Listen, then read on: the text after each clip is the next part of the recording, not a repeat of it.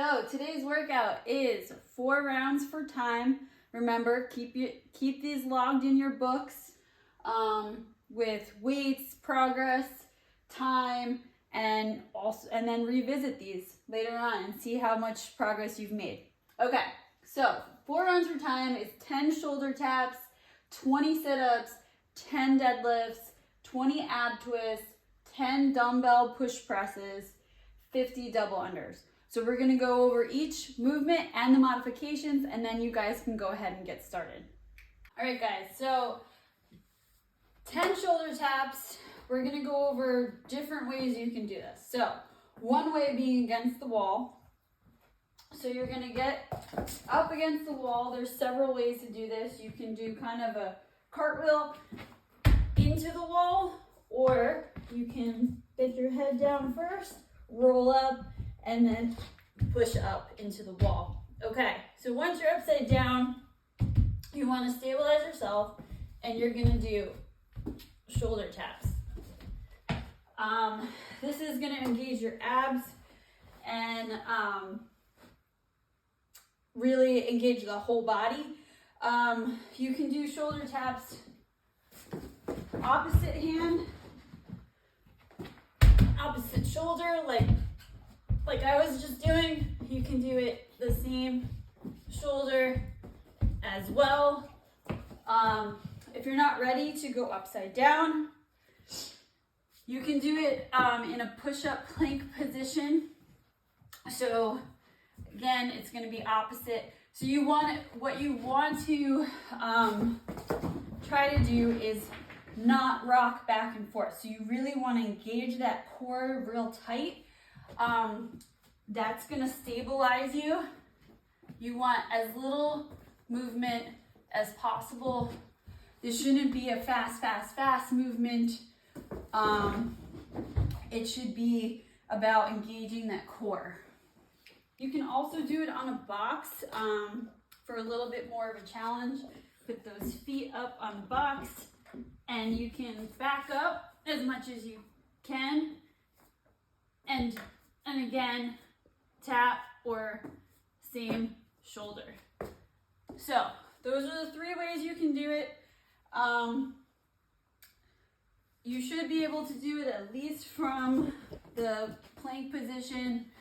If you're having a hard time stabilizing yourself, you can just hold the plank for 20 seconds. All right, next movement is a sit-up. So you want to have a nice position where you are touching those toes. If you want to do crunch, try to reach those heels or knees. Try not to avoid putting your hands behind your neck so you're not pulling on that neck and putting tension that's going to essentially hurt your neck and back.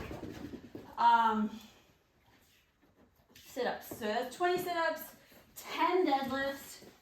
So if we're doing it with a barbell, we want to set up nice at the barbell. You're going to be a little bit about hip width apart, toes slightly pointed outwards. Hey Mia, can you get out of the way? Thank you. You want to have that chest up. You're going to be facing forward. Back always straight and tight. Shoulders back and tight. You never want your butt to go below your knees, so it's not a deep squat. This is as far, it's always above your knee when you come down. So you're going to set up at the bar. You can do it 2 ways. You can have your both hands facing outward, or you can do a reverse grip. One hand one way, one hand the other way. I prefer the reverse grip. It's easier if it's a heavier weight.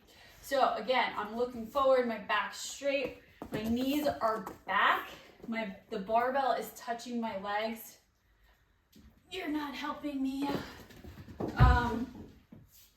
And my shoulders are back, everything is tight, and I'm taking the bar and pulling it up my knees and past my knees and up. And when I come down, my knees are back. And then once I pass my knees, they start to bend slightly. So if you're hitting your knees, you need to pull your knees back a little bit more. Thanks, Maggie. So again, you want everything nice and tight. It is 10 deadlifts, so pick a weight that you can do that with good form. Form is the important part. If you need to rest between sets, that's okay. But try to string them together as long as you're keeping that nice tight form. So, hi. If you don't have a barbell, or you're just not ready to use the barbell, you can use a kettlebell, and it's the same movement. Calm down. Come here, move out of the way. Move out of the way. Okay, so come down, touch the ground, come back. You're leaning, your butt again comes back. So when I say pull your knees back, let me show you from the side view. So this is my knees forward, this is my knees back, where I'm taking my hips and I'm pushing them back. So if you're standing here, let your hips go loose, push back, and that will bring your knees back. And as you're coming down, your knees should go out instead of forward, and that will also keep your knees out of the way. You can also use a dumbbell as well. Ab twist. So, butt is the only thing on the ground. You're going to be leaning back. You're going to be in a nice kind of V shape, and you're going to go back and forth, preferably with a weight if you can. So you can use a dumbbell, a plate, or the kettlebell. Keep that weight nice and close.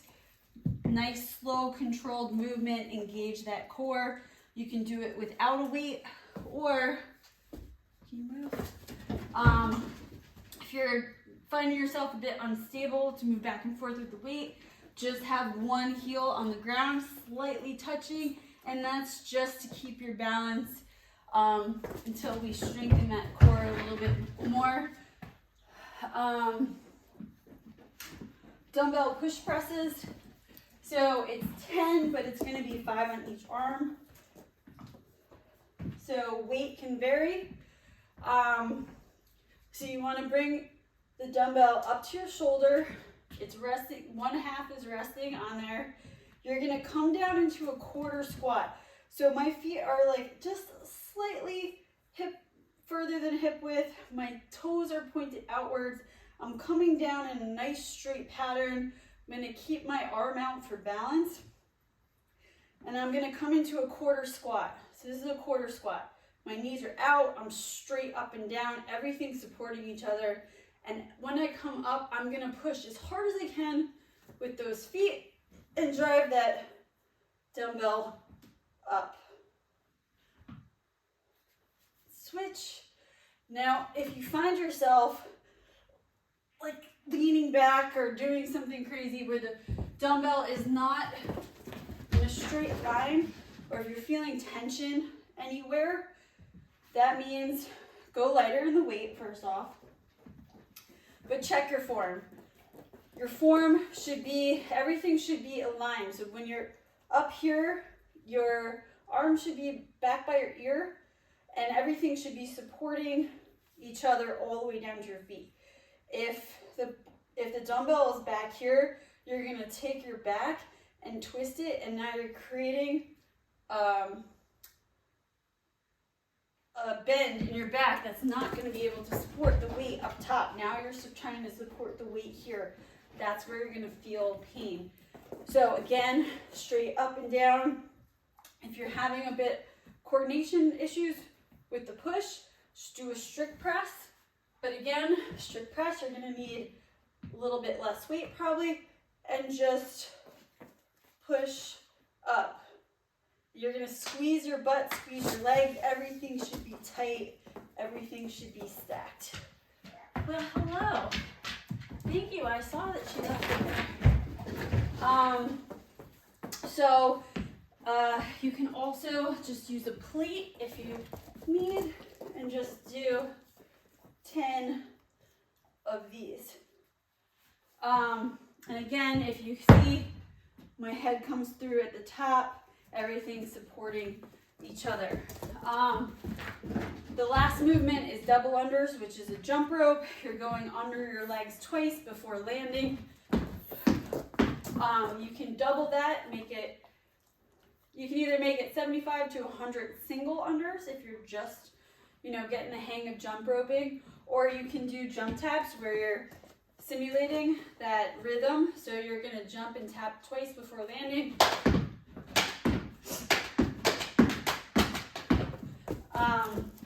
You can also mix double unders with single unders as well. If you don't have a jump rope, again, it's just do the double taps. And that is it for the workout. So it's 4 rounds. Good luck, guys.